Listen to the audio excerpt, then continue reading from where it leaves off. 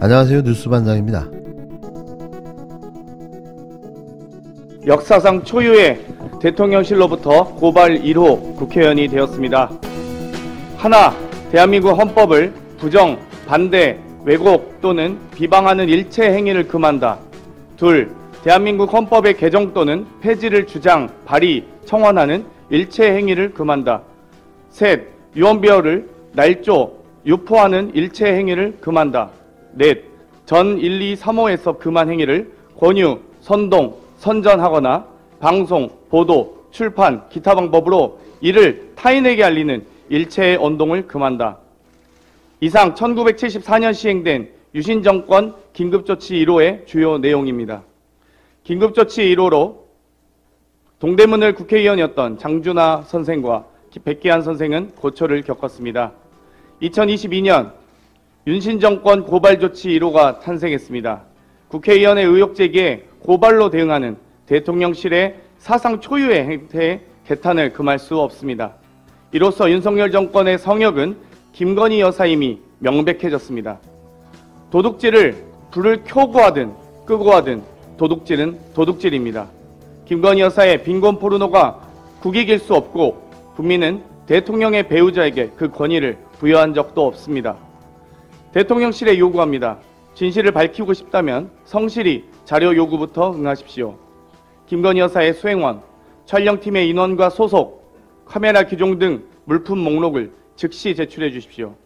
이미 국회 운영위 국정감사에서 국회 예결위에서 자료 요구한 바 있습니다. 해당 캄보디아 아동 자택 주소도 알려주시기 바랍니다. 후원이 빗발친다더니 이젠 감축이 급급하다는 소문이 파다합니다. 김건희 여사에게 묻겠습니다.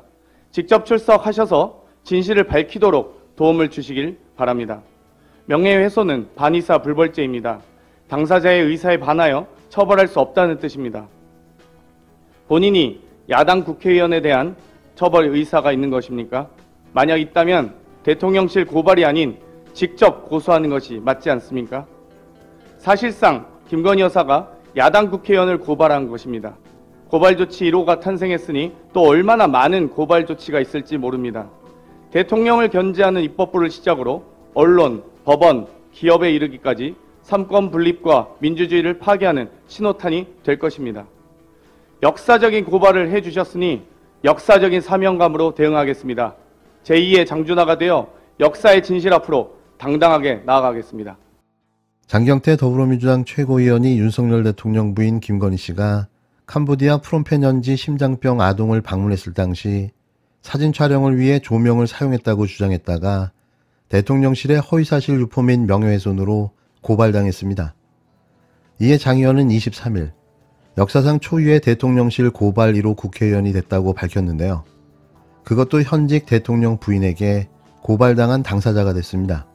장 의원은 이날 오전 열린 민주당 최고위원회의에서 1974년 유신정권 당시 긴급조치 1호의 주요 내용을 읽으며 대통령실은 긴급조치 1호로 동대문을 국회의원이었던 장준하 선생과 백기하 선생은 고초를 겪었다고 말했는데요.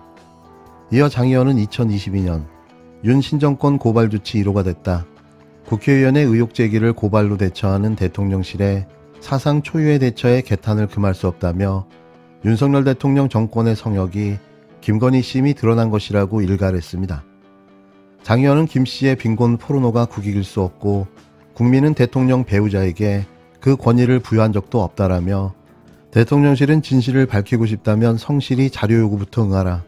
김 씨 수행원, 촬영팀 인원, 촬영 장비 목록 등 운영위 예결위로 자료를 요구한 자료부터 성실히 제출하라고 쏘아붙였습니다. 장 의원은 명예훼손은 반의사 불법죄인데 야당 의원에 대한 처벌 의사가 있다면 대통령실의 고발이 아닌 직접 고발이 맞다. 사실상 김 씨가 야당 국회의원을 고발한 것이라고 말했는데요. 이어 그는 1호 탄생으로 앞으로 얼마나 많은 고발 조치가 있을지 삼권 분립과 민주주의 파괴에 신호탄이 될 것이라고 비판했습니다. 국민이 김건희 씨를 선출했습니까? 김건희 씨가 선출직 공무원이냐는 말이죠. 비선출직 김건희 씨는 대통령의 부인으로 사인이자 공인일 뿐입니다. 왜 이런 일을 대통령실이 직접 나서 고발을 하는 걸까요? 그것도 헌정사상 그 유래를 찾아볼 수 없는 첫 번째 고발을 말이죠. 대통령실에 소요되는 비용, 국민열세가 김건희 씨를 비호하고 변호하는 소송 비용으로 사용되어져야 맞는 걸까요? 대체 그 어두운 곳에서 사진을 찍으며 어떻게 조명을 안 사용했다고 말할 수 있는 거죠? 그들이 말하는 조명은 삼각대의 설치 장비를 의미하는 건가요? 플래시, 휴대용 조명기는 조명기가 아닙니까? 무슨 말장난 같지 않은 작태를 보여주며 어거지 생쇼를 하고 있는데요. 그냥 미안하다, 죄송하다 할 일을 왜 꼭 이런 식으로 정쟁으로 몰고 가는 걸까요? 자신들의 권력은 천년만년 영원할 거라 생각하는 모양인데요. 치근합니다. 이어 박찬대 최고위원도 같은 자리에서 참으로 졸렬하고 쪼잔한 정권이다, 대통령 영부인을 비판하면 안 된다는 신성 불가침 영역이라고 믿지 않고서야 이렇게 치졸하게 굴 수 있나 의문이다라며 천공은 최근까지 윤석열 대통령과 김건희 씨가 긴밀하게 연락을 주고받고 있는 것처럼 행동하고 있다고 직격했습니다. 이어 까마귀 날자 배 떨어진 것인진 몰라도 천공의 강연 내용과 대통령의 행동이 흡사하다 보니 천공이 말하는 대로 대통령이 움직이는 것이 아니냐는 의혹이 생기는 것이라며, 만약 이것이 사실이라면 박근혜 정부 당시 비선 실세를 능가하는 국정농단이고 사실이 아니라면 천공이 대국민 사기 행각을 벌이는 것이라고 주장했는데요. 그러면서 박 의원은 천공이 윤 대통령, 김 씨와 정치적 공동체가 아니라면 대통령실이 나서서 즉각 고발하고 사기 피해를 막아야 하지 않겠느냐며 대통령실은 즉시 천공을 고발하시라고 촉구했습니다. 천공을 감히 누가 고발하겠습니까? 대한민국 서열 1위, 대통령 위에 천공, 영부인 위에 천공이신 분을 말이죠. 근데 이재명 대표에서 비판적으로 접근하는 분들의 전제는 이러다 당까지 망한다라는 게 전제잖아요. 내일 지구가 멸망하더라도 오늘 민주당은 사과나무 한 그루를 심어야 돼요. 그러면 이렇게 탄압하면 없어져야 되나요? 지금 현재 민주당 의원들이 줄줄이 다 매일 나오잖아요. 어제는 또 이제 그 노영민 그 전 청와대 그러게 비서실장이 말이에요. 나왔죠. 자, 노웅래 나오고 김태년, 노영민 이러다가는 민주당이 없어지면요, 이 나라 민주주의가 없어지는 거예요. 쉽게 지금 그런 말씀을 하면 이재명 대표 요인이 아니라 하더라도 검찰은 민주당을 친다, 이 말씀이신 거죠? 지금 현재 쳐나가고 있잖아요. 제가 처음부터 그랬잖아요. 문재인 용공, 이재명 비리, 네. 이런 걸로 나가고 있다. 이것을 그러면 기다리고 나 잡아가시고 기다리는 것이 민주당이냐고요. 민주당은 전통적으로 탄압에 단결해서 싸워야 돼요. 그러면 예를 들어서 김용이든 정진상이든 노웅래든 가리지 말고 총력 대응을 해야 된다? 당연히 대응해야죠. 네. 그것이 동지예요. 같은 당이라는 게 무리당자입니다. 지금 현재 그럼 그때까지 사법부의 판단까지 가냐? 이건 아니잖아요. 그러면 정치가 도의가 있고 국민이 있는 거예요, 민심이. 지금 민주당은 무죄 추정의 원칙에 입각해서 총력 대응해야 된다, 이렇게 정리하면 지금 현재는 나는 본인들이 인정하지 않고 있기 때문에 네. 동지가 인정하지 않는데 우리부터 너는 기다.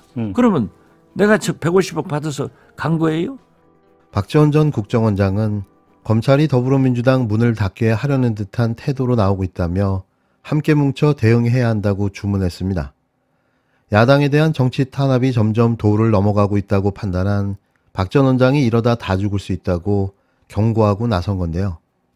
이는 현재 벌어지고 있는 검찰의 움직임과 구속된 김용민주연구원 부원장, 정진상 당대표 정무실장과 거리를 두자는 비명계의 움직임에 반대하면서 그들을 지키는 것이 이재명 대표와 민주당을 지키는 것이라는 친명계의 움직임과 온도를 맞춘 겁니다. 민주당 복당을 앞두고 있는 박 전 원장은 23일 MBC 라디오 김종배의 시선집중에서 진행자가 이재명 대표를 비판하는 쪽에선 이러다 당까지 망한다고 한다고 묻자 이렇게 탄압하면 없어져야 되나요? 라며 내일 지구가 멸망하더라도 오늘 민주당은 사과나무 한 그루를 심어야 한다고, 그럴수록 당을 지켜야 한다고 말했습니다. 이어 지금 매일 민주당 의원들이 줄줄이 나오고 있다. 노웅래 나오고 김태년, 노영민, 이러다가 민주당이 없어진다며 민주당이 없어지면 이 나라 민주주의가 없어진다고 주장했는데요. 박 전 원장은 검찰이 현재 민주당을 쳐나가고 있다며 문재인은 용공, 이재명은 비리 이런 걸로 나가고 있는데 나잡아가시오하고 기다려야 하나. 민주당은 전통적으로 단합, 단결해서 싸웠던 전통이 있다고 강조했습니다. 이에 진행자가 그 말이 김용이든 정진상이든 노웅래든 가리지 말고 총력 대응을 해야 된다는 것이냐고 하자 박 전 의원은 당연히 대응해야 한다. 그것이 동지다. 유죄가 나올 수도 있지만 사법부의 판단까지 가야 하냐라며 법원 최종 판단이 나올 때까지 뒷짐지고 동지를 외면해서는 안 된다고 목소리를 높였는데요. 최근 박 전 원장은 김용, 정진상을 지키는 길이 이 대표를 지키는 길이다라며 친명계가 내세운 이재명, 김용, 정진상은 모두 동지라는 목소리를 한 목소리로 내고 있습니다. 그런데 왜 박지원 전 원장은 아직 복당이 안 되고 있는 걸까요? 이런 정치구단의 저격수가 민주당에 있어야 하지 않나요? 전 이 시점에 반드시 필요한 분이라고 생각됩니다.